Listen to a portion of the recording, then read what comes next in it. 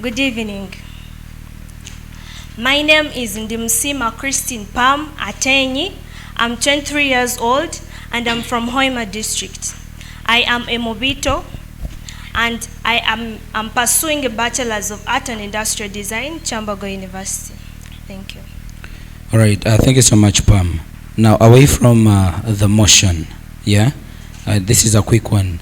If there was an opportunity for us to have a public holiday for tourism, how would you like people to celebrate it? Thank you so much for that question.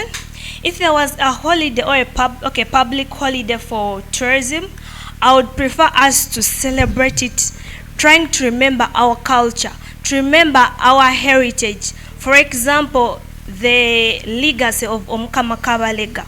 Because some people just listen to stories, but I would prefer us to keep it traditional, to keep it cultural, to emphasize the culture foods to be showcased, culture wares to be showcased, the traditional materials like the baskets, everything, but I would prefer everything to be cultural on that day. All right, thank you so much. We appreciate that you would prefer Omukama Kabalega and the history of BUNYORO.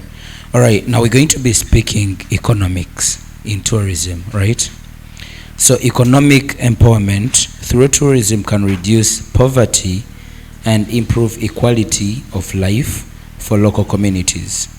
When people see tangible benefits from tourism, they are more likely to support and participate in peace building efforts. So the question is, what are the most effective strategies for ensuring that tourism revenues benefits local communities?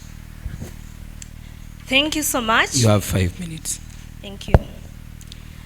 The question is, what are the most effective strategies for ensuring that tourism revenue benefits local communities? The mic up. To me, I would prefer that the strategies that are to be taken should involve the local communities. There should be a fair distribution of revenue between the local communities and the tourism industry, and as well as promoting the sustainable practices.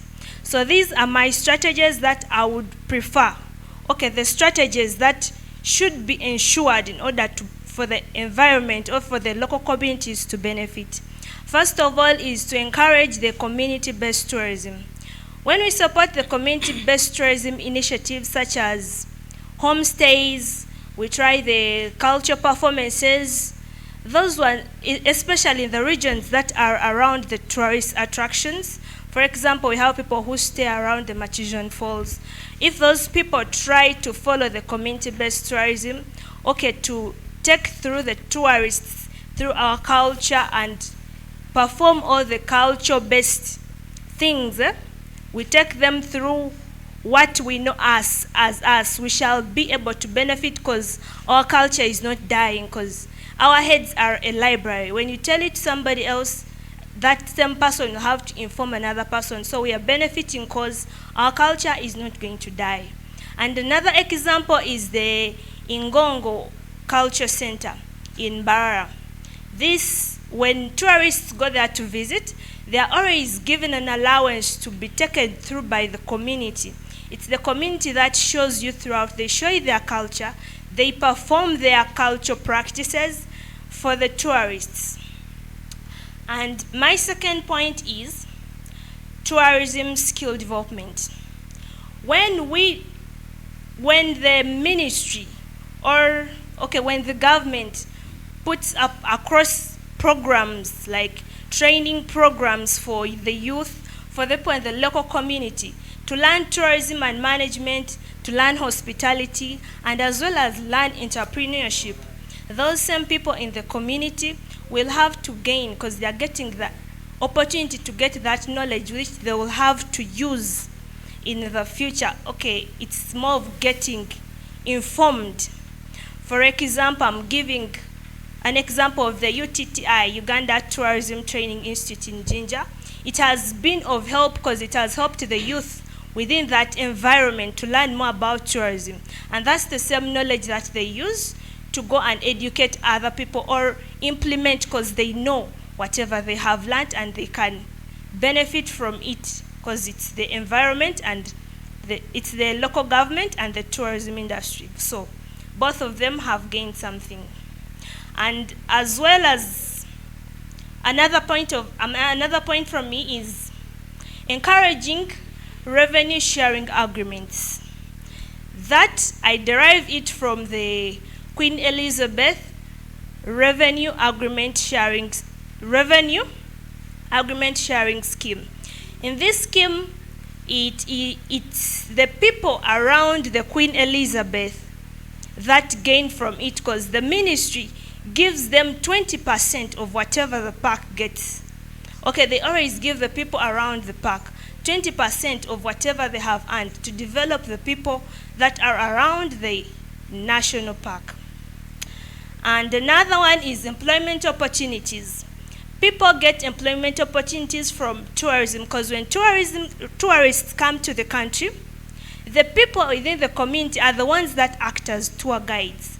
These are the people who act as waiters. These are the people who act as waitresses. These are the people who act as service providers, hence giving employment to people so people won't be unemployed. So they are all gaining. The other ones are gaining knowledge, you're gaining income. And the other thing is infrastructure development. In most cases, regions where tourist attractions are, the government always makes sure that the roads leading to those tourist attractions, to those tourist sites, the roads are always well done. So it's the tourists to transport, to move, okay, it's for quick movement to wherever they are going to their destinations. And so those roads are also used by the public, by the local government, the local community. It's used by both, so both gain from that. In conclusion, when we are to get the most effective strategies for the tourism revenue to benefit the local communities, it should involve two parties, the local government and the stakeholders in the tourism industry. Thank you.